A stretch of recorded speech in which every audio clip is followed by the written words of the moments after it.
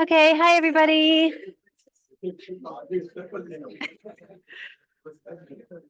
I'm just going to get some of the little bits and pieces out of the way before we pass over to our esteemed speaker today. So thanks for coming. Not a bad turnout for such a sunny day on a Friday, the week before exams. So for those of you who have exams, a special thank you. So I'm just going to let you know about a couple of events that are coming up within the One Network and the Biodiversity Network before I introduce our guest today. Just to let you know, after the talk, there will be drinks in the Place Suite. So then you can talk to Nat in person, talk to each other. If you don't know where the Place Suite is, you can just follow the crowd as usual. So I've been encouraged to please encourage you all to come to the one event on Tuesday the 20th in the Maths Institute. It's an annual lecture, for those of you that don't know. And this year, it's a talk that's actually quite linked to what we're going to be talking about today. It's called Power to the People, Civic Freedoms, Climate Justice, and the Century of the Citizen, with the Chief Executive of the New Economics Foundation. And after that, we'll be having a panel discussion, rights of the environment and people. And the panelists for that will be Anamil Khan from LSE, Dr. Alice Evett from ONZ, Dr. David Cooper from the LCNR, and it will be chaired by Connie McDermott from our own department. It will close at 6 p.m. With a drinks reception. And essentially it's about civic freedoms and human rights that are under attack in many parts of the world. And at the same time, commitment to climate action feels kind of frail. And it's sort of talking about these systems within a democratic world that's sort of under attack right now. So when citizens have the freedom to express their views, assemble peacefully, and access information, they can maybe organize and mobilize on things that matter to the communities themselves. So this could be a really interesting topic for those that are interested in today's talk. Then there won't be, that same week, there won't be a Friday nature lecture. So we'll just be that one event on Tuesday the 20th from 4 to 6, again in the Maths Institute. And then our final, I can't believe it's the end of term, but our final nature talk will be on the 30th, May the 30th, again at 4:15. Megafauna recovery and the relevance amidst people and poverty in India. That will be Nida Mungi from Aarhus University. So please do come along to those events if you're interested, if you're around. It'd be really nice to see you. So without further ado, I'd really like to invite Nat and Professor Nathalie Seddon. Well, a lot of you know her from the work that she's been doing around here. I think there are a lot of collaborators here with her, and I'm really, really looking forward to hearing what she has to say today, because I think the two framings that she's going to be putting together, nature-based solutions and Indigenous and local knowledge systems, is something that many of us have been grappling with and thinking about, and I'm very excited to hear about it.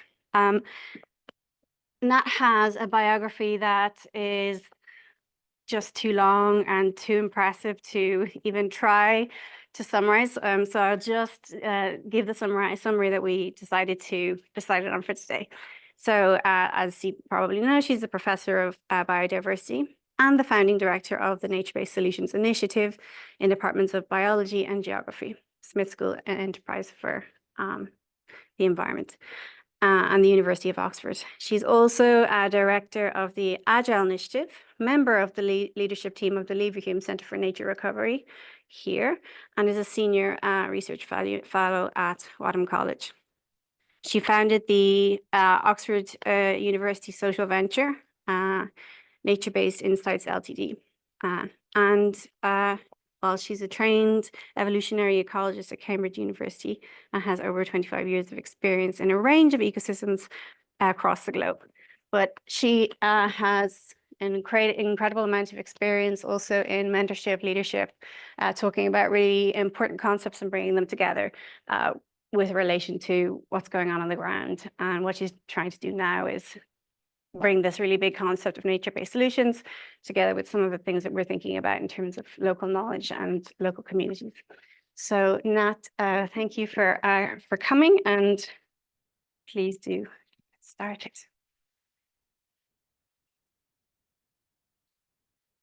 Great, thank you very much.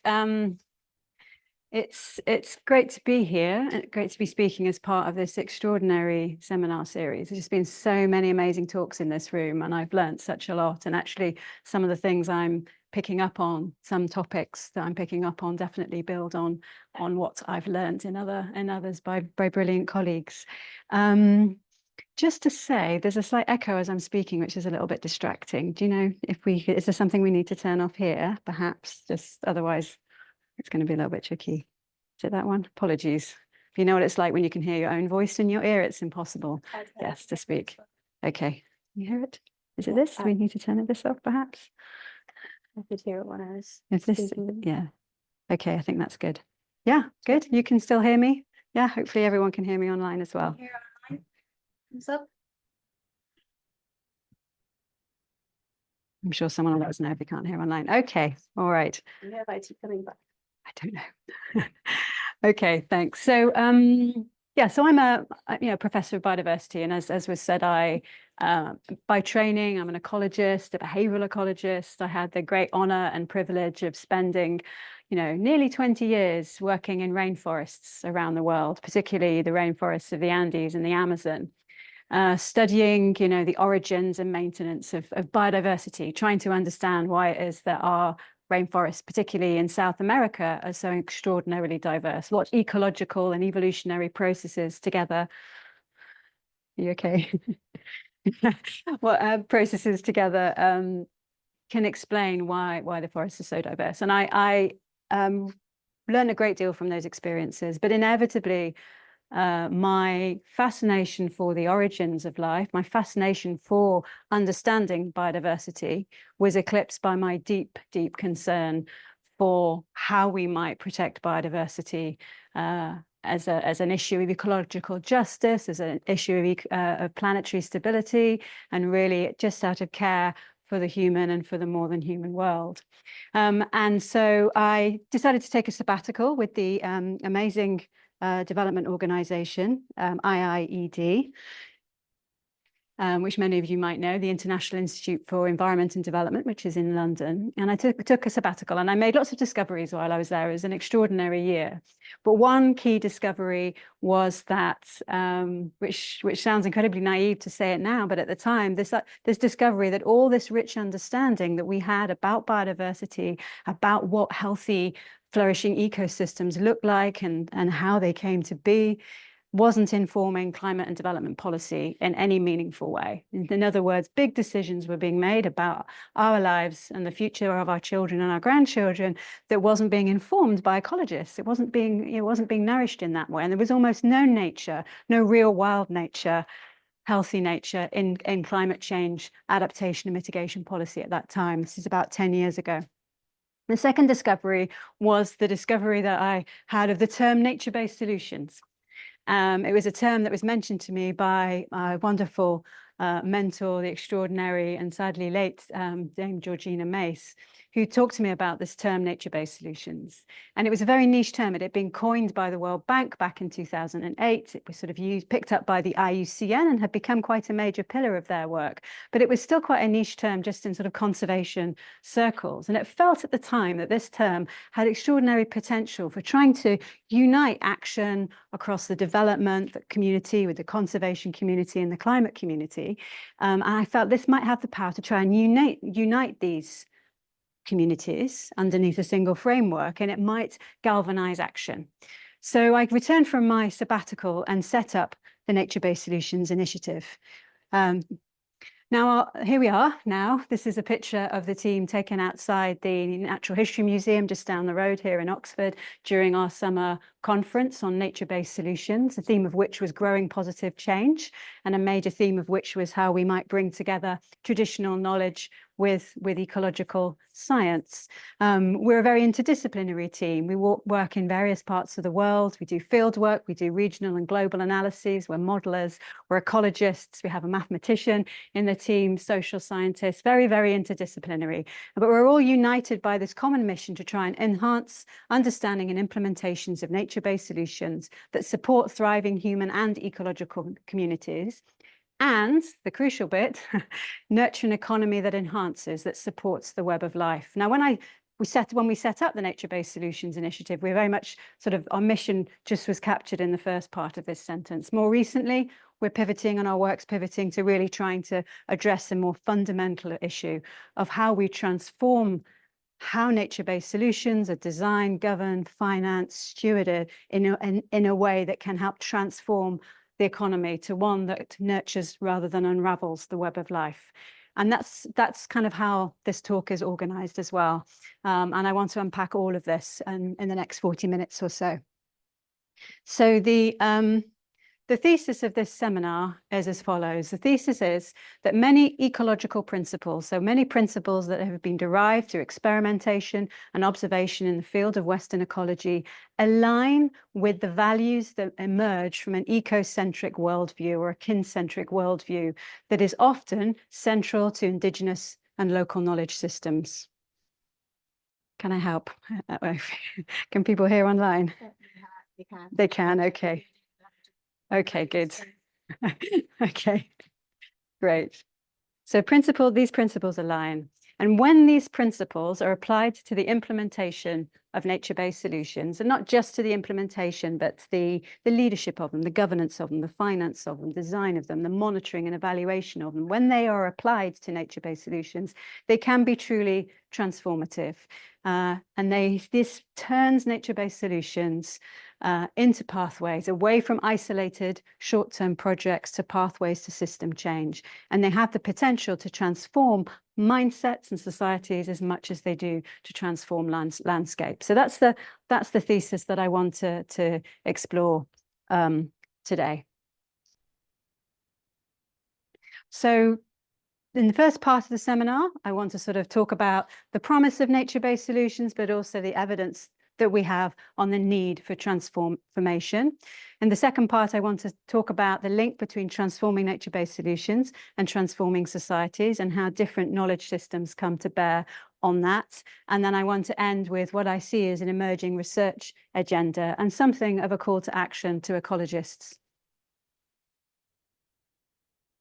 So let's back up a bit and talk a bit about nature-based solutions.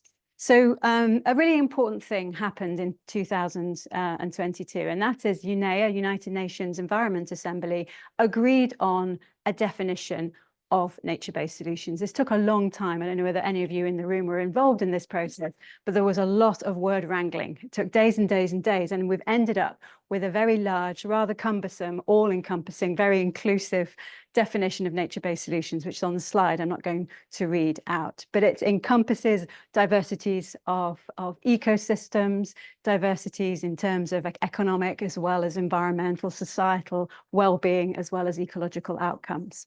But put simply, we often, at least at the Nature-Based Solutions Initiative in our publication, sort of condense this to these are actions that involve working with enhancing nature as part of nature to address societal goals whilst bringing local benefits to biodiversity and people. And these benefits to biodiversity and people really need to be local for nature-based solutions to be resilient and to be able to support transformation and societal challenges. And as I will unpack later, I think this part of the definition that includes as being part of nature is critically important. So, you know, nature-based solutions are grounded in the knowledge that healthy, biodiverse ecosystems support society in multiple ways. This has been incredibly well evidenced from science and practice over many, many years, and vice versa. Society supports the flow of those services to people as well. It's a two-way interaction between people, place-based partnership between people and nature. The concept of a nature-based solution also recognizes that societal challenges, particularly biodiversity loss and climate change, share some of the same drivers, so then at least in theory should share some of the same solutions. But however, the term also reflects the fact that the extent to which nature supports society very much depends on how we work with it, and importantly, and as I will argue, how we relate to it as well. Now, it's important to say I don't believe that nature-based solutions are the only solutions we have to the challenges we face. Clearly, they need to run alongside behavioral change, some technological approaches as well. But one of the key things about many nature-based solutions on land and in the sea is that they're ready to be taken to scale now, whereas many technological approaches are nascent at best. So in practice, what are we talking about? And I'm sure you're all very familiar.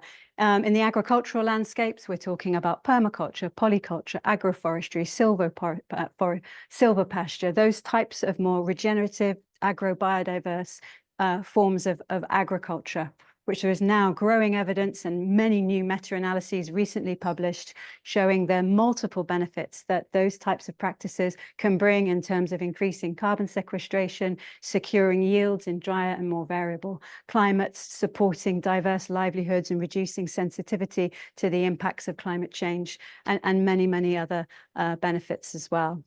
We know that these include things like coastal restoration, restoring our salt marshes, our mangrove forests, our seagrass meadows, our kelps, especially when they are restored and protected in tandem so that different ecosystems can work together and protect one another in a warming world. We know that this can reduce wave attenuation, reduce coastal flooding, erosion, and so forth. Very, very good local studies as well as global analyses showing those benefits of coastal nature-based solutions in building resilience and supporting adaptation to climate change. And I would argue that the wealth of evidence that we have on the effectiveness, the ecological as well as the social and economic effectiveness of nature-based solutions comes from the benefits for adaptation and resilience.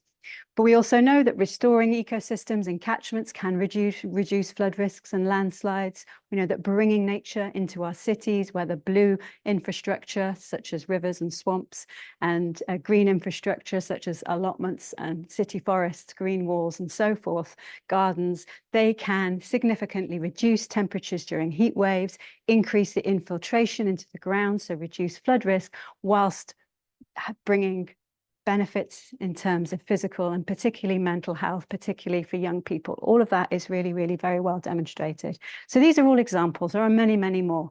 I'm sure many of you are involved in examples of really good nature-based solutions around the world. But that's just to make sure we're on the same page with what we mean by a nature-based solution. And in all of these cases, we're talking about diverse native species mainly, or at least diverse mixes of functionally healthy ecosystems with ecologically rich taxa.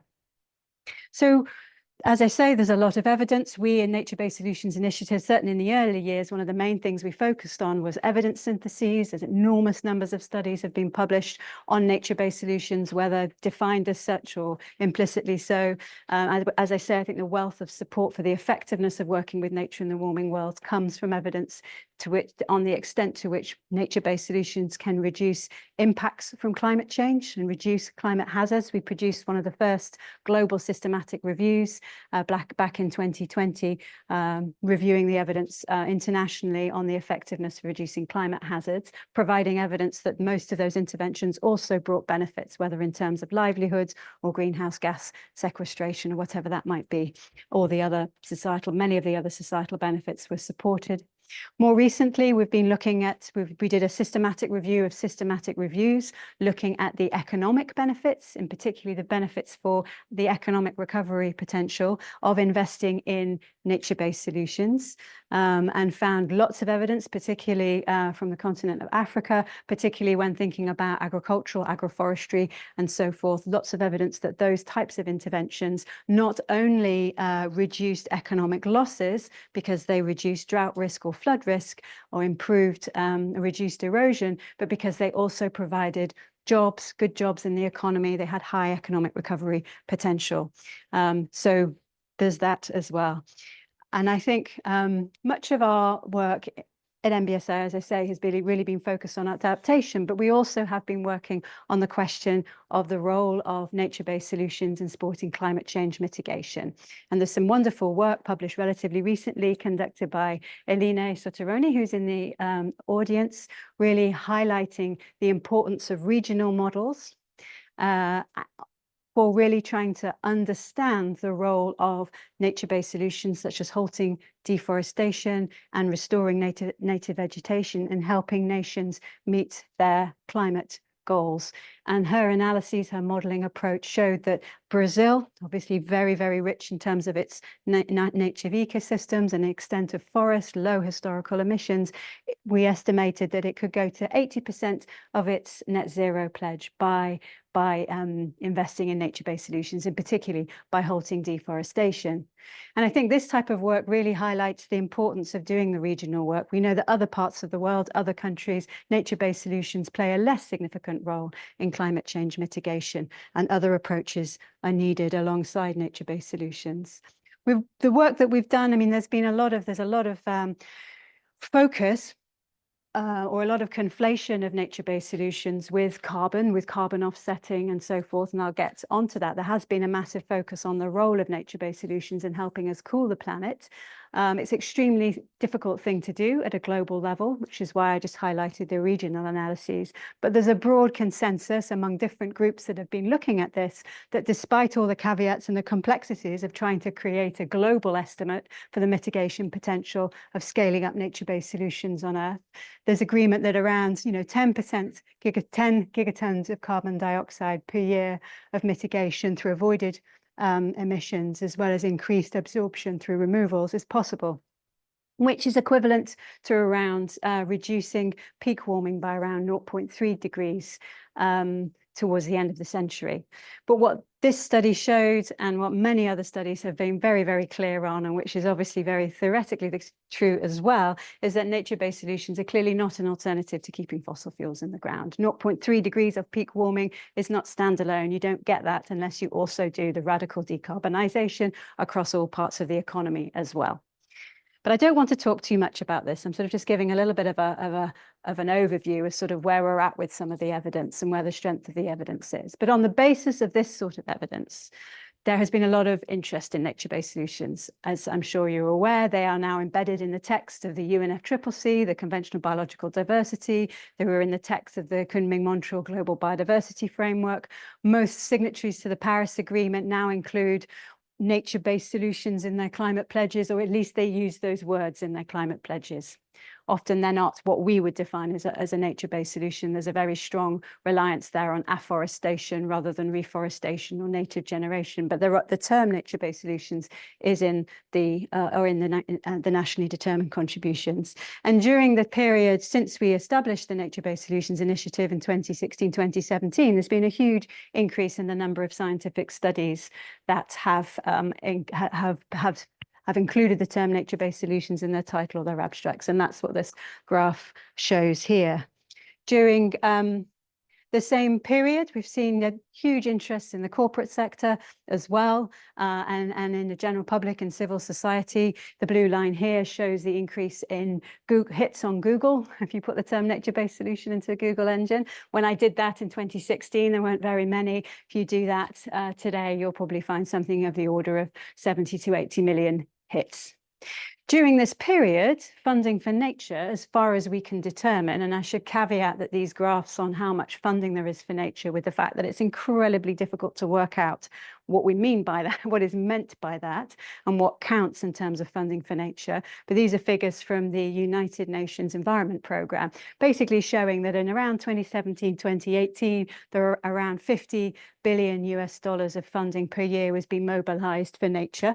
And this has grown to just under 200 billion in 2023. More about that shortly. But we need a reality check. And this is where I'm getting to sort of the pivot that I want to make in this talk, having given a bit of an overview on the evidence and the traction around nature-based solutions. We know the reality is that nature-based solutions are still massively understood in civil society and especially in the corporate sector and in many governments. They are often reduced to or misunderstood as carbon-focused projects, offset schemes, tree planting plantations, and so forth. Many pledges, as I've mentioned just briefly before, focus on afforestation projects, so planting trees where trees don't naturally grow in areas that are not ecologically suitable for trees, without addressing the root problem of dependence on fossil fuels. And the term nature-based solution has, like many green terms before it, been co-opted by companies who are using that term as a greenwashing tool, masking ongoing harm to the biosphere and the climate system.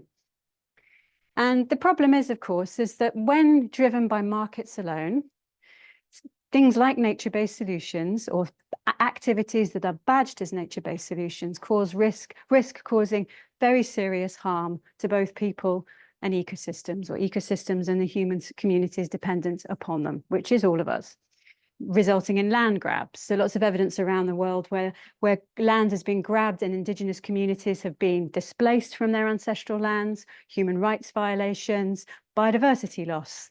In the name of climate change, there are examples of old growth ecosystems, old growth tropical forests, for example, such as the one on the screen here described from Cambodia, which has been replaced with a non-native, in this case, acacia plantation. So old growth forest being replaced by a monoculture of acacia in the name of climate change, which had a very net harm, a harm to biodiversity, displaced local communities who were doing a very good job of stewarding their ancestral lands. And actually, when you did the carbon calculations, was bad for the climate as well. The only benefit was accrued to those who made profits from the plantation that was created there. And there are lots of different examples of these around the world, and they're often badged as nature-based solutions.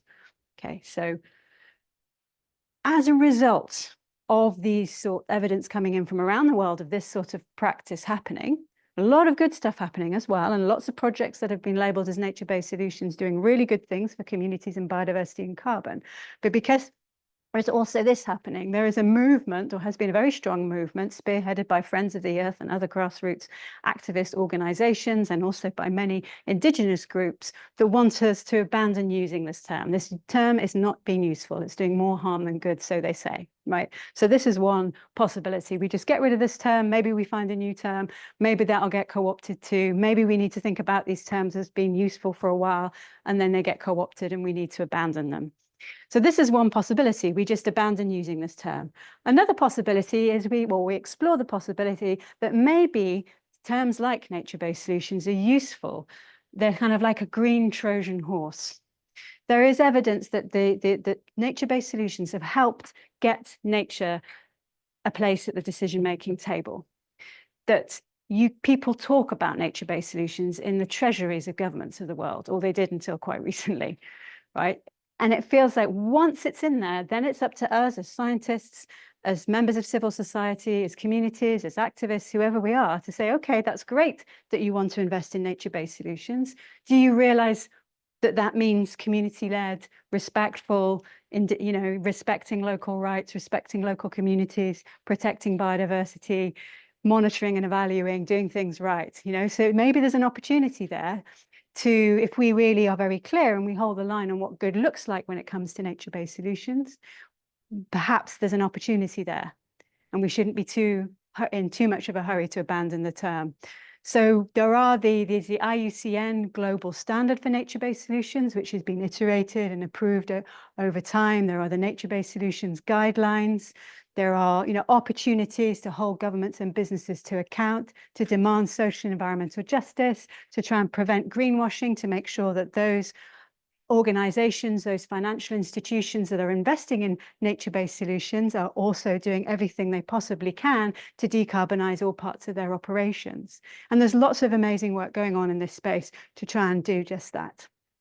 We've created, a lot of people say, well, what does good look like? What is a good nature-based solution? Well, who are we to say what a good nature-based solution looked like? But maybe there are some, we can parameterize it in a certain way, emphasizing the importance of diversity locally, human diversity, knowledge diversity, species diversity. So, for example, we have a global case study platform that we've created at the Nature-Based Solutions Initiative with 150 best practice case studies, 10 flagship programs. We're increasing this all the time. And others are doing this. There are lots of these different databases, and these are really helpful for the investor community and others. But the problem is even if we are really good at knowing what good looks like, and even if we try and channel some finance into good projects and hold investors to account, we have the problem of incrementalism, very dramatic problem of incrementalism. Last year was the hottest year on record. We know that biodiversity is tanking. We know that we are making some progress. Our current approaches are piecemeal and incremental and far too slow to match the scale of what's needed. There's this cartoon, which I'm sure you've all seen before, shows with the small scientists going, everything will be okay if we wash our hands, and then there's the huge wave of COVID reaching over them, and another bigger wave of the recession, and the gigantic tsunami of a wave that's climate change, and the biggest wave of all, which is biodiversity loss. And we're still washing our hands. For example, as I say, we feel like we've mobilized nearly 200 billion, or civil society have done an incredible job of trying to do that. Many good actors and well-intentioned people working in the corporate sector and across businesses. We've got 200 billion. It sounds like a lot, except when you look at the amounts that's going in terms of public funding for harmful subsidies, which itself is dwarfed by the amount that's been invested from private finance for extraction. Our current economic system is actively investing in its own demise and needs radically transforming. So, but how do we transform that? And a lot of good effort is going into, trying to repurpose subsidies, trying to use the market to create tools that will help us repurpose some of that finance. But as Einstein says, a problem cannot be solved with the same kind of thinking that brought it about. And as Capra also said, there are solutions to the major problems of our time, some of them even quite simple, but they require a radical shift in our perceptions, our thinking, and our values. But I wonder how radical a shift we really need. Many ecologists in the audience, maybe some physicists, maybe people working with indigenous knowledge systems, because our current economic system, as you all know, is reductive and extractive. It's a post-war linear growth, GDP-oriented model. Insights from ecology, indigenous knowledge systems, quantum physics, systems biology, systems ecology, neuroscience speak to the fact that nature, that the living systems and beyond living systems work in a very, very different way. We need that leaning into a reconfiguration and a redesign of the global economy. So I'm really interested in the role that ecologists in particular, ecological thinking or systems ecological thinking, can play in helping us transform the system. And in particularly, as we try and transform nature-based solutions so that they can really achieve their potential of building human well-being, as we do that, can we change the system in tandem with that? So what are the linkages between transforming nature-based solutions and transforming the system? Well, where on earth do we start with this question? And I think we start, or a very powerful way of starting that I humbly offer, is that we turn to communities around the world that have been working with nature as part of nature for tens of thousands of years. And that is many indigenous groups around the world. And I think when we were in Colombia, many in the popular press certainly and others sort of criticized the Convention of Biological Diversity COP16 event, that it wasn't transformative enough, it didn't get enough done, it was too complicated. But actually something really extraordinary happened, really, really important happened. As I'm sure you're aware, this was the establishment of a new subsidiary body to enable full and effective participation of Indigenous peoples and local communities in the implementation of the Global Biodiversity Framework, alongside the establishment of the Kali Fund. which, though it's still voluntary, is nonetheless really important, because this was a commitment that 50% of the profits from the use of biodiversity from the private sector goes back to the people who are looking after and stewarding much of the Earth's biodiversity. So this was transformative because it was a pivot from exclusion to inclusion, which is a massively important part of transformation and system change, knowledge extraction to knowledge partnership, so that's reciprocity and how knowledge is handled, and economic exploitation to benefit sharing. So this in itself is incredibly important. Lots of work to be done in sorting out the details that sit behind this and to operationalize this, but it was very important. Of course, this doesn't just happen overnight. This is a result of decades and decades of hard work, blood, sweat, and tears by many people upholding the rights of Indigenous peoples and local communities around the world, including members of those communities. But it was very, very important. And I think there's an overarching ethical imperative as to why this is important, which you needn't go into. But I think there are three very important practical reasons, perhaps some more obvious than others. So we know that much of the world's biodiversity, I mean, there's been controversy and confusion over how much of the world's biodiversity and whether one even should try and put a number on that. But much biodiversity is very effectively protected within the Indigenous territories around the world. There's this lovely study that came out 3 years ago in Nature Sustainability, demonstrating significantly lower levels of deforestation rates inside Indigenous lands compared to non-protected areas, lower levels of degradation in those Indigenous lands comparable to protected areas. And this is one of a number of different studies. Okay. The second reason is that Indigenous and local ecological knowledge is an adaptive knowledge system. It has been honed over millennia, as I said, through experiment and observation, that can be vital and has been shown to be vital for very effective species and habitat conservation, and particularly important for adaptive management. So as the climate warms, some of those Indigenous communities around the world hold very important knowledge as to how best to steward and co-create ecosystems as ecosystem engineers, and learning from that as part of adaptive management schemes is very, very important. So that knowledge is essential, and there have been lots of studies and lots of examples around the world of where the coming together of Indigenous and local knowledge with Western ecological and conservation biology have produced very, very successful conservation outcomes. But the third reason is that many, not all, but many Indigenous peoples and local communities have what could be described as an eco-centric worldview, or a kin-centric worldview, which places an intrinsic value on all living and non-living components of our ecosystems and recognizes the interdependence of all forms of life and emphasizes the well-being of the biosphere as a whole. And so, as I mentioned, by training, I'm an evolutionary biologist and an ecologist, trained in quite reductive methods of evolutionary biology and ecology. But we have come to show through those disciplines that not only the reality of the shared ancestry of all beings, evolutionary biology teaches us that, ecology teaches that we are all part of an interconnected, dynamic, diverse web of life. I like to show this slide. This is some of Darwin's early sketches of when he was having ideas about kinship, about common ancestry, and so forth. We've come a very long way technically. Our extraordinary, reductive, but extraordinary technological approaches has enabled us to do comparative phylogenomics. We can now create phylogenies for whole groups of animals. This is a phylogeny, a circular molecular phylogeny of the ants. We also know through our technology that there are all these incredible energy flows going through our systems, and we have the interrelationships between hundreds of species within ecosystems really well mapped out. So all of these are sort of technological support for a view that emerges from an ecocentric worldview.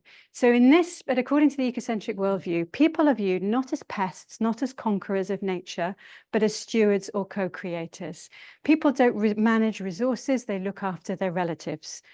And there are 4 key values that emerge from an ecocentric worldview. They are relationality, reciprocity, responsibility, and redistribution. Now, I first heard about the 4 Rs in a talk that was given by Lila June, who's an artist and an activist and a scientist, an Indigenous First Nations woman that came to speak at our conference. And she said, these human hands can be a blessing to the earth when guided by the right values and principles. So very much seeing us humans as co-creators and as partners with nature, as part of nature. So I was interested in thinking about how we might apply these principles to how we are thinking about and framing nature-based solutions. But before I sort of unpack that, let's just make sure we're all on the same page with what each of these 4 Rs are. So relationality is a value that recognizes that all life forms are interconnected and that well-being depends on the health of the whole. Reciprocity is around mutual care between humans and the more than human world, or humans and ecosystems, giving back as much as we take. Responsibility is around long-term stewardship based on an ethical obligation to care for the environment and for future generations. And redistribution, which is ensuring fair access to the ecological benefits, equal representation, and equitable sharing of responsibilities. So those are the 4 Rs, and they are fairly common to many different Indigenous worldviews from around the world.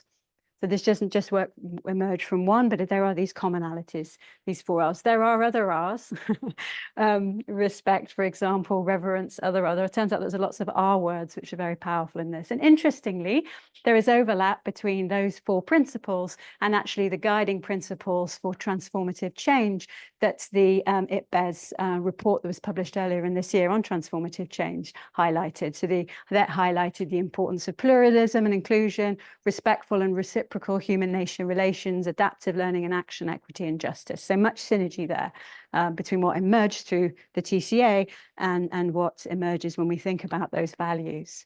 So it's possible to think about the relationship between these values, the 4 Rs, ecological principles, and how the application of these values and principles can help us transform nature-based solutions. So for example, if we think about relationality, which speaks to the ecological principles of interconnectedness, ecological networks, feedback loops. This repositions nature-based solutions from isolated projects to whole socio-ecological landscapes in which you have this co-evolution, this dynamic interaction between our waters, our soils, people, other species, and so forth.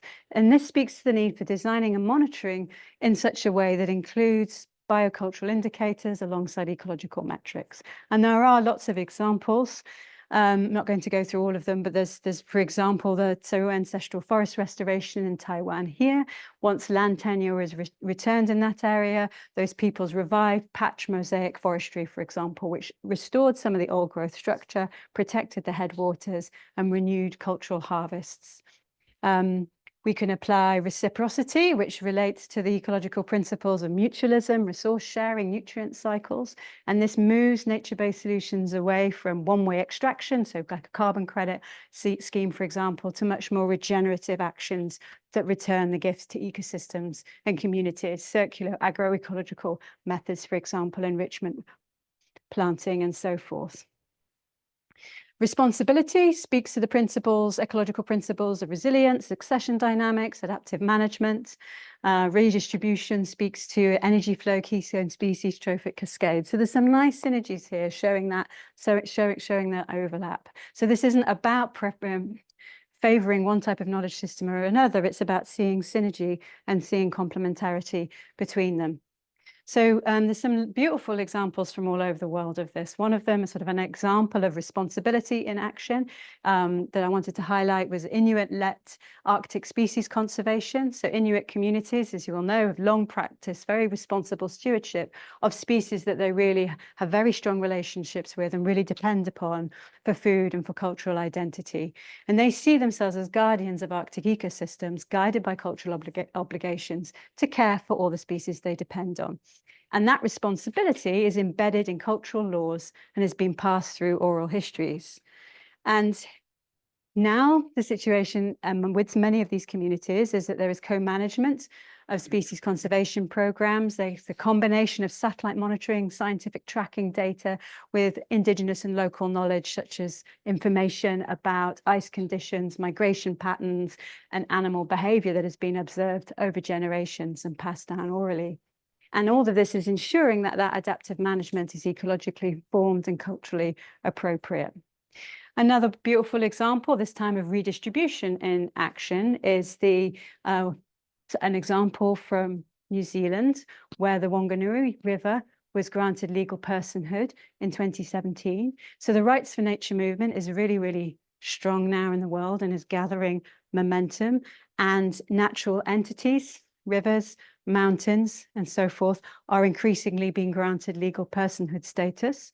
In other words, they're given the same legal rights as a human being, reflecting the fact that that entity, that natural entity, holds much spiritual, cultural, and ecological significance to the local tribes, in this case, Maori tribes. And the river now is represented legally by two guardians, one from the New Zealand government and one from the local Maori, preventing it. And this is preventing or helping to reduce its exploitation. And this is a redistribution of power, rights, and responsibilities among human and the more than human world. And there are many other examples of this around the world.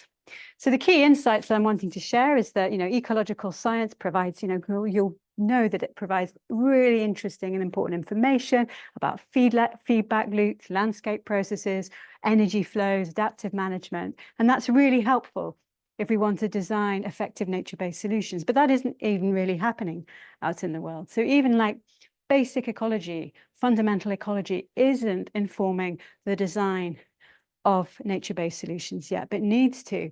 And that needs to be complemented in many cases with a more values-based approach rooted in relational thinking, ecocentric worldviews that ensures that nature-based solutions are culturally grounded, ethical, and equitable. So what does all this mean? We need to think in terms of the design. There's lots of different aspects of nature-based solutions that this can really help transform. We need to think about whole system dynamics. We need to focus on long-term ecological and social value rather than just the short-term profits. We know that, but there are ways of operationalizing that. Thinking about governance, empowering local communities, Indigenous peoples where they live, empowering them as co-stewards, prioritizing equity in decision-making. And we need to think about nature-based solutions as things that are embedded within interconnected social and ecological and governance system. So we're transforming nature-based solutions from a sort of nature for people framing to a people as nature framing. You're probably all aware of 10 years ago, Georgina Mace published a paper in Science in which she outlined sort of 4 different ways, or 4 different reasons or ways of thinking about why we would want to conserve nature. Nature for itself, nature despite people, nature for people, and people and nature, or nature and people. But this is more towards thinking about a 5th frame or a 6th frame. And new frames have been emerging quite recently, but basically nature as culture. So the Nature Futures framework that it bears pulled together, absolutely brilliant work, really was positioning nature as culture, which is quite similar to people as nature. So in terms of what does the research agenda for this transformation look like? Clearly deeper, authentic, careful, humble interactions between the Western scientists and Indigenous and traditional knowledge keepers from around the world. So advanced co-production frameworks to bridge different knowledge systems.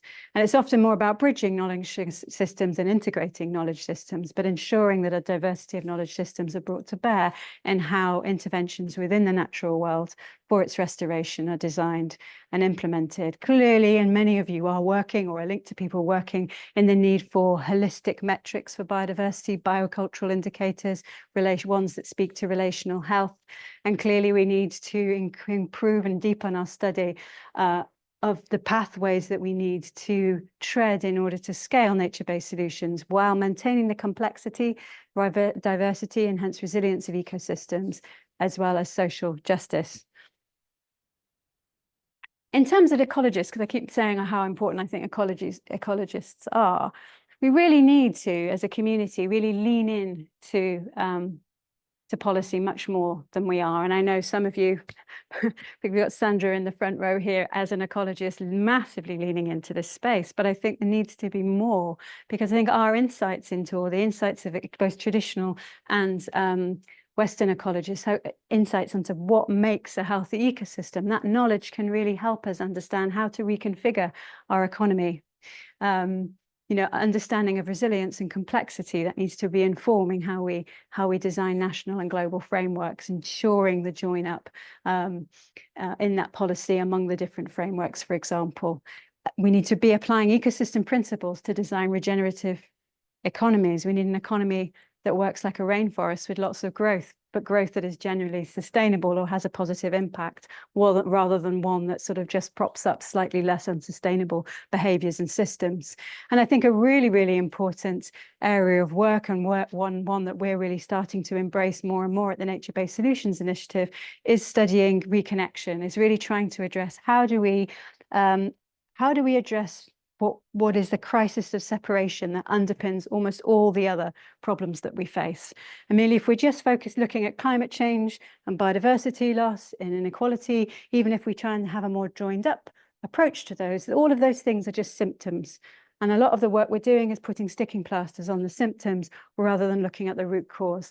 And I am persuaded personally, and I'm persuaded by the evidence as well, that this is a crisis of separation, our separation from ourselves, from our communities, and particularly from the natural world in modern industrialized societies, which is at the root cause of the problems that we face. So I'm very encouraged by all the work that's going on involving radical collaborations between neuroscientists and artists and ecologists and economists to try and understand nature connection, and how nature reconnection can inspire pro-environmental or nature-positive behaviours and cultures. I think this is really important. I get fed up in the spaces that I work. I'm often told that I'm too idealistic and that we can't possibly talk about behavioural change, that people don't change. I'm readily told people won't change. But I find when I talk to people, and I have had the privilege of talking to people as part of, say, citizens' assemblies, that actually people do change, will change, want to change, are prepared to make sacrifices for the sake of improving the well-being and for bigger processes are played. And people want a sense of agency, and we can ensure that they do through changing how we approach our research and the types of things we're focusing on. And Arne Næss, who, if you don't know, is a Norwegian philosopher who coined the term deep ecology a long time ago, he said a very beautiful thing. And he said that care flows naturally if the self is widened and deepened, so that the protection of free nature is felt and conceived as the protection of our very selves. In other words, if we love, we care. And if we care about something, we don't need regulations or carbon markets. We don't need to reduce our levels of consumption. We start shifting our behaviors in the West if we care more. So we know there's all sorts of wonderful work going on looking at nature-based solutions through this lens, that when we bring people together, involve them in a tree planting program or a river rewiggling, or just simple the act of gardening, this can bring people closer together as communities, which is really important, and much closer to nature. And there is growing evidence that this increased connection with nature inspires people to behave in a more positive way towards the natural worlds of which they are a part. So I think all of that is a really interesting and exciting area of research that some of us might want to lean into, if we aren't doing so already. So the key messages from this talk: we need diverse knowledge systems to get humanity onto a genuinely sustainable trajectory. And I believe knowledge, ecological knowledge, is particularly key. I think there's a real need for ecologists to apply their existing knowledge about how ecosystems work and evolve, whilst also deepening emerging areas of research involving much more, as I say, more radical collaborations across the humanities and sciences divide.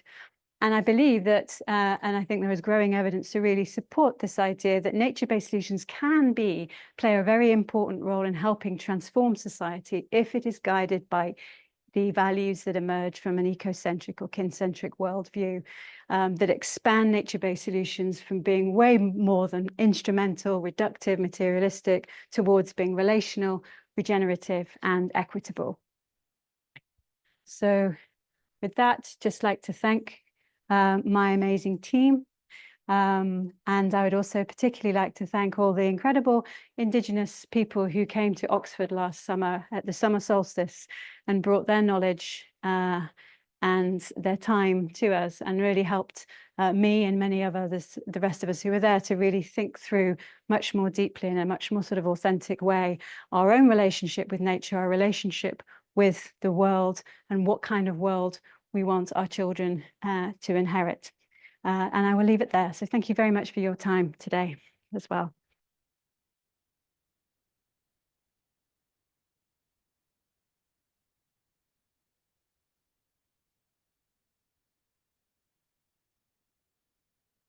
Hey, thanks very much, Nat. That was really very interesting. I think you've woven in so many really complex things in such a comprehensive and Thank you. way. I have tons of questions, but I think we have more than, in total, we have more than 80 people online and in person. So I'll ask one simple one. I do want to make just one observation on the R's. It really hit me because I know we have people here from the education department, and from such a young age, we've been also hitting so hard with these R's, right? Reduce, reuse, recycle. And then recently added restore to this in our schools. And it's really interesting how we're talking about these interfaces of, you know, Indigenous or local knowledge and what we're doing ourselves and how much complementarity there is. So my question is kind of it goes back to the very basics of some of what you're talking about, that being an ecologist or being a, you know, whatever it is you are in terms of a researcher. In terms of bridging the global, the regional and the local. So we're often told, obviously, as researchers, that we need to cover all ground and discouraged from being regionally, having a regional expertise. So that could be geographical region, or it could be an ethnic region. And then in proposals, you know, how can this be scaled up? Well, it can't be scaled up. And it was something I think that you mentioned there, you know, it's a lot of regional stuff needs to be involved here, whilst at the same time, a lot of this global work needs to be going on as well. I just wondered if you could speak to that a little bit, because it really interests me in terms of, you know, how to mentor people that are coming through as students and are really interested in specific areas like the Amazon or Africa or Ghana or this, and they're sort of pushed away and they're told, no, but you have to be able to say the same thing about everywhere. And then we'll pass on to everyone else once we know. Gosh. So I've got this, so it's fine. So is this, just to be clear, is this a question about how we link the local to the regional to the global, or how we empower individuals to engage at any one of those levels? Do you think we should be empowering academics of different kinds to be able to be local or regional experts, or do we need to be able to cover all grounds? I think you have to do what's authentic for you, don't you? I think there's a great, I mean, so I'm just if I may, with a slight personal story on that. I mean, I was always, I never expected to be in the UK by this point in my life. I was always going to go and live in a tropical forest for the rest of my life. I was always going to live around. For a while, I was going to try and get some land and build a sort of like an eco-tourist lodge.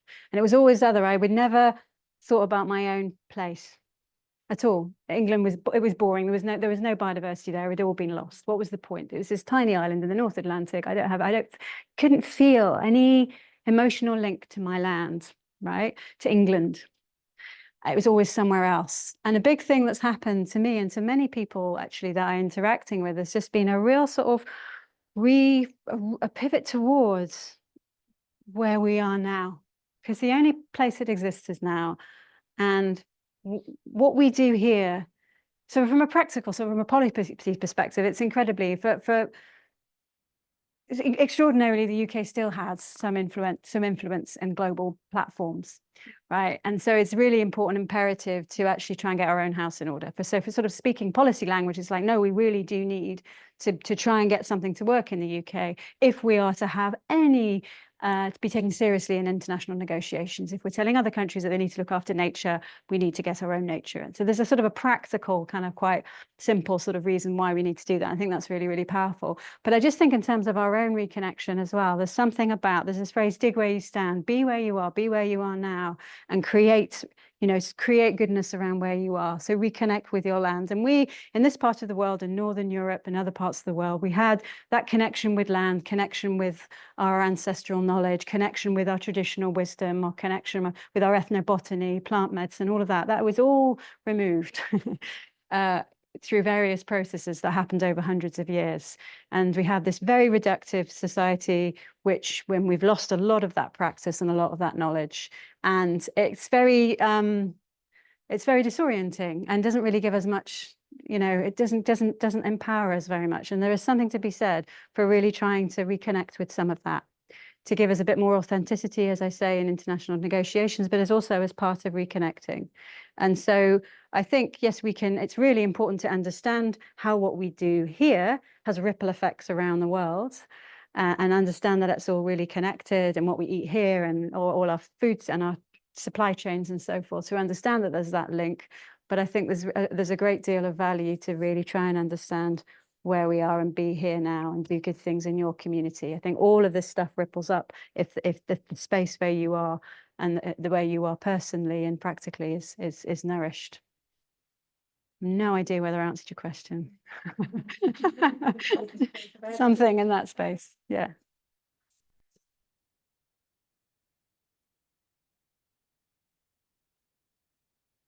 Thank you. Thank you for your talk. I recognize that you are a terrestrial ecologist. I work in marine environment, and I'm wondering if you have any thoughts on marine spatial planning. I'm not sure how much you've interacted with it, but particularly maybe how you see nature-based solutions and marine spatial planning working together as frameworks, or if one is more over-encompassing than another, or perhaps one is more effective, or just how they exist in your as framings, or as, I mean, marine spatial planning is a very powerful tool in marine restoration and protection of marine ecosystems. Yeah. Right. And yeah, I mean, it's a place-based, space-based, you know, territory-based way of sort of thinking about resources and inputs and outputs of that, of those spaces, and looking at the dependencies. If that can be embedded within quite a holistic framework that thinks about, you know, the societies dependent upon those systems and humans as ecosystem engineers within the marine environment. There's lots of brilliant examples, clam gardens and other examples from Pacific USA of people working as co-creators of ecosystems for long periods of time. And I'm not sure how much of that knowledge is informing marine spatial planning, but I believe there are some examples.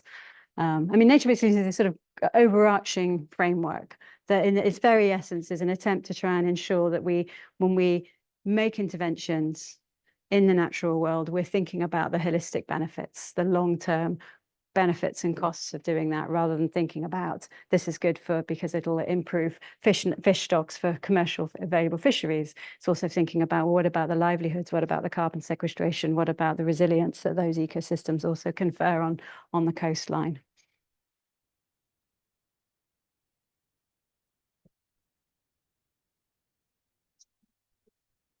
They can't hear them online.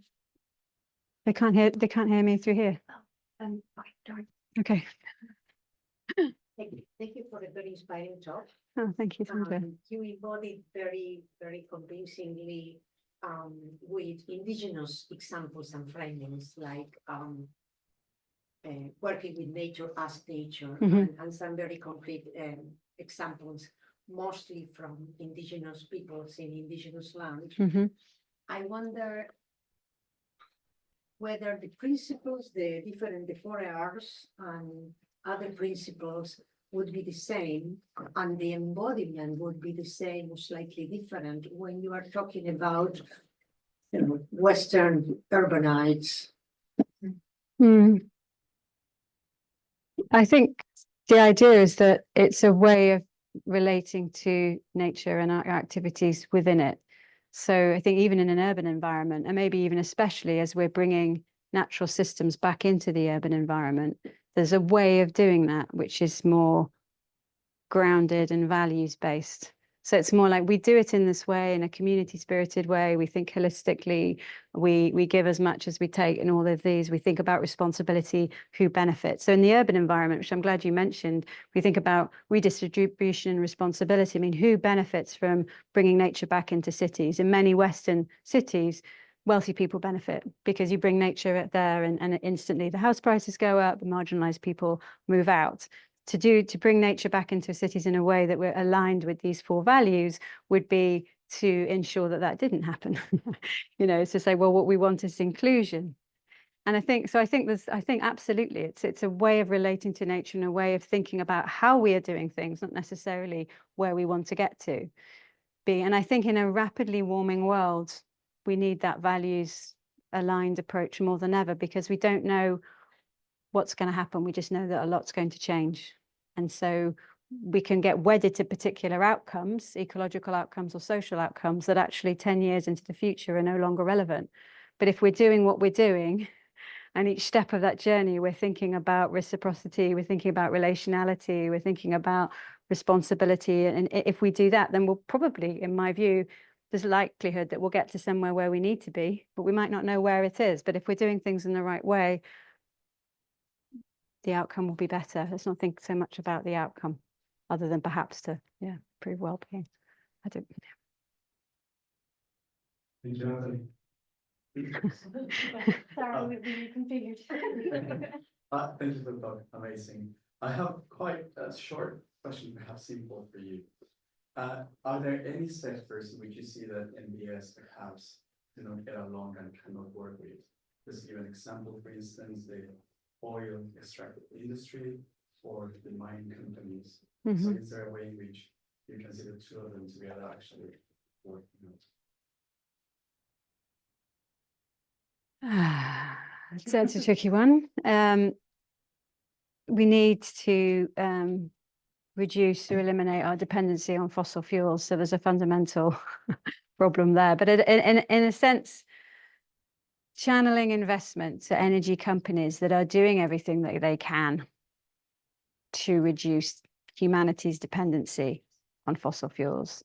If they are then channeling some of their funding into interventions that reduce the harm they're having, especially if they do it locally. So not so much offsetting, but actually, obviously, as you know, drilling for oil causes an extraordinary amount of damage, both to local communities and the local ecosystems and the water quality. I mean, we don't see it, but it's horrendous, right? And those of you who do work in these sorts of frontiers in countries like Ecuador and so on will know how much damage is done.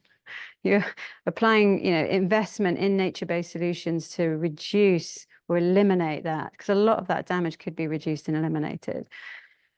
Could make sense, but only if the goal is it's part of a strategy, as part of this transition, a just transition to eliminate our dependency upon the consumption that fuels the consumption of fossil fuels, then they could align.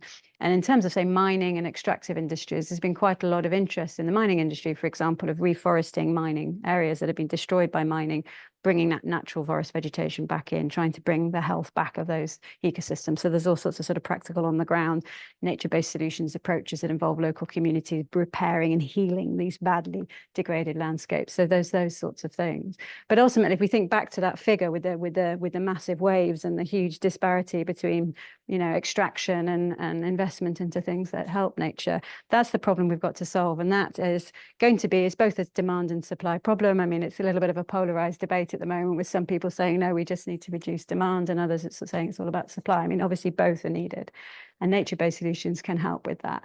But sometimes I think some of the most important thing that nature-based solutions can do is just speak to the underlying drivers of all of this, which is excessive consumption, particularly in Western industrialized societies. Western industrialized societies produce most of the emissions, right? We're suffering the least, but we're doing the most harm. We don't need half of the things that we think we need. What can we do in that space? And actually bringing people together, bringing communities together in nature can really help people, give them agency, a sense of hope, and help them be more environmentally, have more environmentally positive behaviors. Okay, I think we're having a little bit of tech issues, so I'm going to take your mic up to the back, ask the question, and bring it back down to you. They can't hear us online.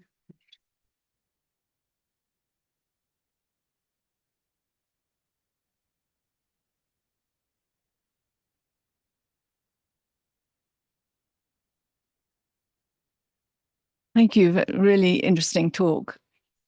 Oh, can you hear?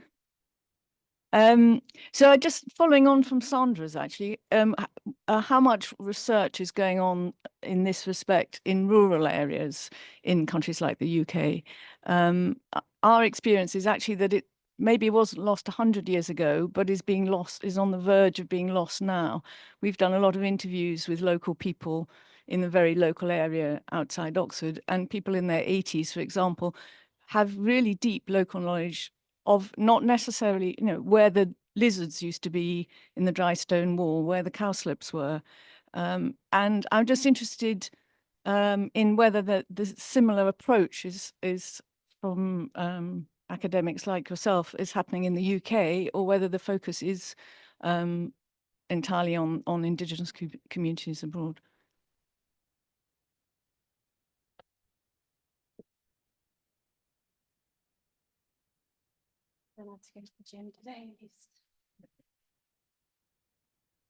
Yeah, we have been having some technical issues. Apologies to all of you online who haven't been hearing the answers or the questions or both. I think this is the sunshine calling us, really, isn't it? It's like, well, if you nature-loving people, what are you doing all sitting inside a lecture theatre? We should have had this this conversation in the forest, I think, shouldn't we? There's so much good, important work going on in the UK, and I think, yeah, you're absolutely right. Generally, as a society, we've lost a lot of knowledge, but as you say, there are individuals, older or elders. We have elders in this country too, who have a lot of incredible knowledge about nature here, how to relate to it, ethnobotanical knowledge as well, and collating that is a really important job. I'm not sure, I'm not connected with anyone here in Oxford who's working on that, but I know people are, and I'm certainly very glad you raised that, because there's sometimes a temptation in these is, yes, to bring examples from anywhere but the UK, but actually, as I said earlier, it's really what we do here is incredibly important for us personally and culturally, and also in terms of giving us greater authenticity in how we talk to the rest of the world about how we work together to solve the challenges we face. But I'd love to do that myself, a tour of the UK and collecting and talking to some of our elders and learning from them. Yeah, good question and good work.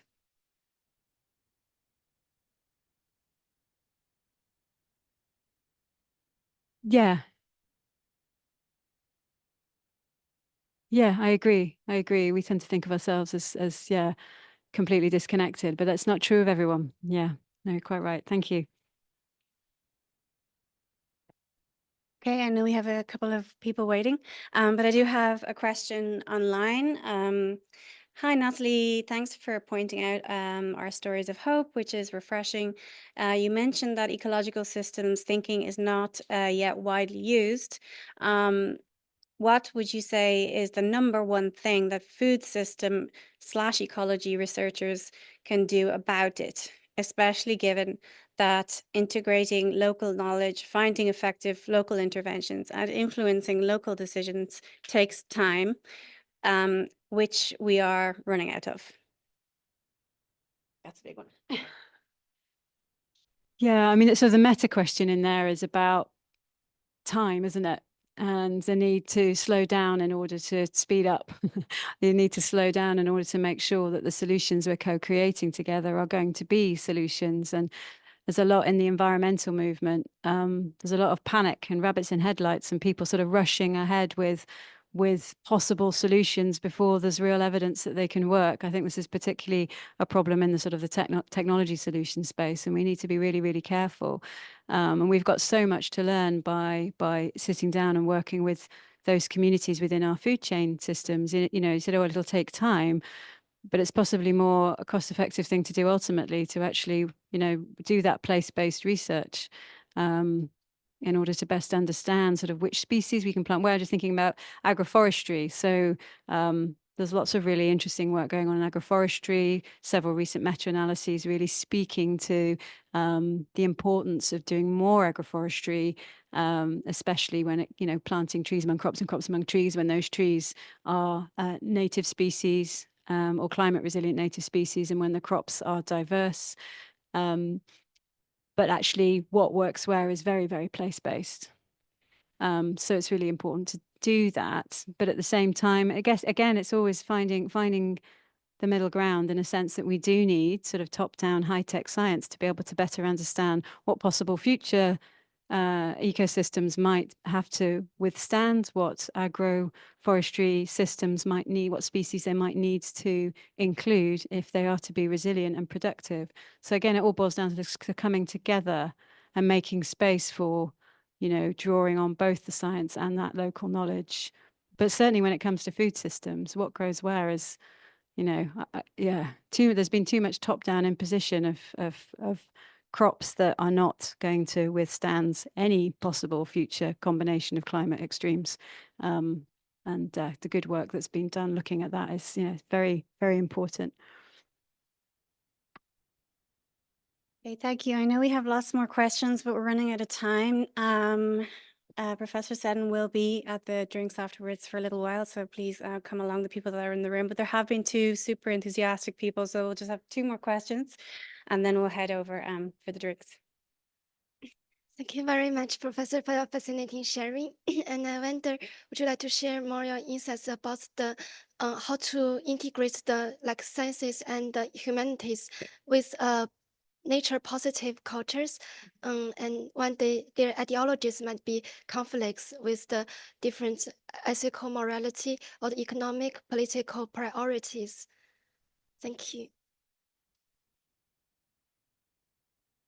So the latter part of the question I didn't quite hear or understand, but you wanted me to speak to why it's important to have that, say, collaboration with the humanities. Did you want to clarify the second part? Sorry.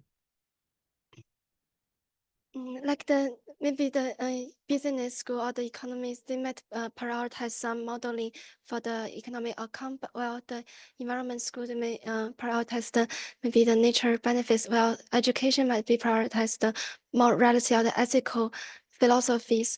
So when they collaborate, how to form this kind of nature positive research cultures in their collaboration. Thank you.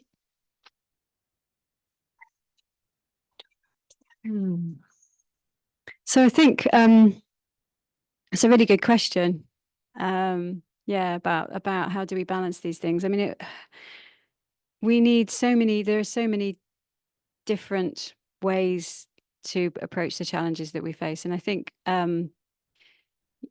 it's really important to give space to and listen to the different views. I think in terms of sort of the economic priorities, it feels like, you know, the resilience of our system is being hugely tested by climate change in particular, or combination of climate change and biodiversity loss. And that actually, in the conversations that I'm in involving people from lots of different disciplines, it feels like suddenly everything is back on the table because nothing is working, right?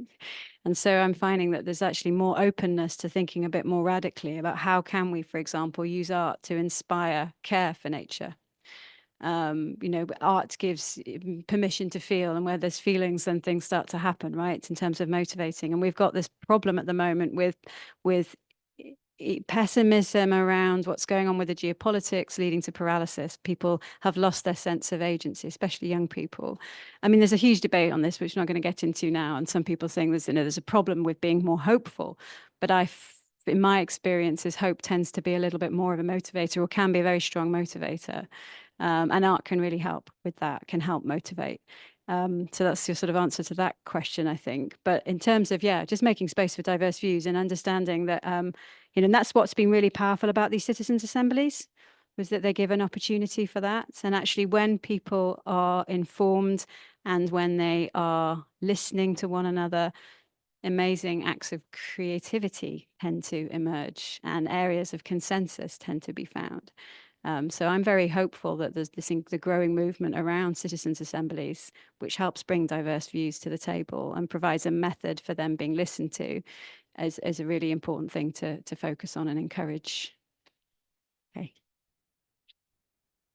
Okay, Kim, last question.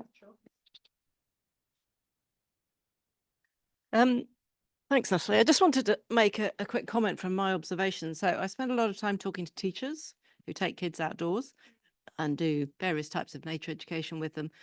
And that theory of change about learning about, therefore loving, therefore caring, you definitely see that happen. You know, I get a kid who wants to kill a worm and 20 other kids go and defend the worm. You know, it happens really quickly. But also what's coming through in this work is seeing that one of the things that the schools most value is the fact that when they take kids out in nature, it's the human to human connections that improve. And there's something about being outside in nature that actually allows people to create those relationships. And I've been looking at the concept of peace education, which comes from Hilary Kremins at Cambridge, head of education department, I think there. And your 4 R's there very much sort of reflected in the pedagogy of peace education. But currently peace education doesn't really take into account nature in a very sort of bleak way. And I'm excited about the idea that there's some knitting to be done between what people are perhaps doing in an urban setting, just trying to get people to get on better, and how does that work in nature? That's what I was going to say. That's a comment rather than a question. I think we get one more question. Is it a question? No, it's not a question. Okay. Great. Thank you for the talk, Nathalie. I think there's an elephant in the room of nature-based solutions, which is climate change and how it interferes with the success of those initiatives. But also there is this misalignment with initiatives on the ground and what the science is putting out. So NGOs, philanthropies rushing to get nature-based solutions projects on the ground and running, but ignoring climate projections. And of course, that the whole landscape is way more flammable and just destroying initiatives to contain biodiversity loss and climate mitigation initiatives, or even agroforestry projects completely either burning down or having the crops like cocoa or banana dying because of drought. So how do you see these reconciliations between what the science is projecting climate-wise, what it's being done on the ground?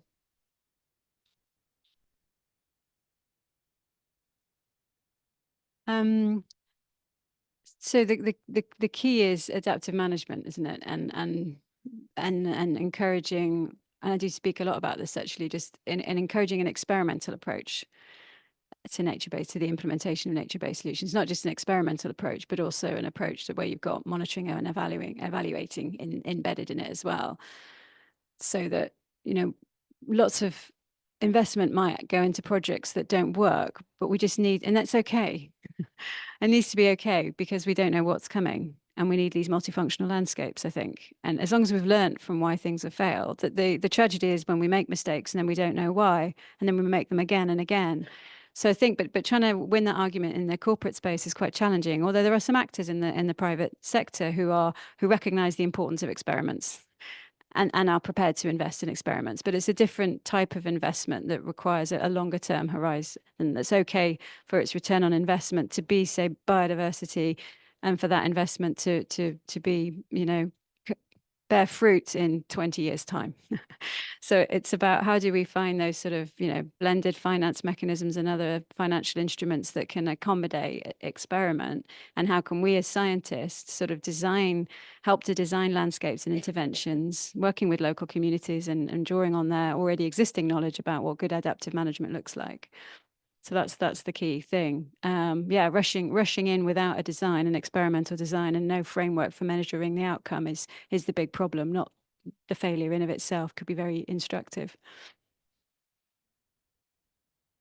Okay, I think the fact that we still have people that want to ask questions is a testament to what an interesting conversation that you've brought up today. So we're really grateful. Thank you. If we could have one more round of applause, please, for Professor Seddon. Certainly some of the things that were brought up today, I would also love to discuss with people. If people want to have a chat over there about the things they've brought up today. And anyone else that's going out to enjoy the sun, thank you for coming and have a lovely weekend. And thank you to everyone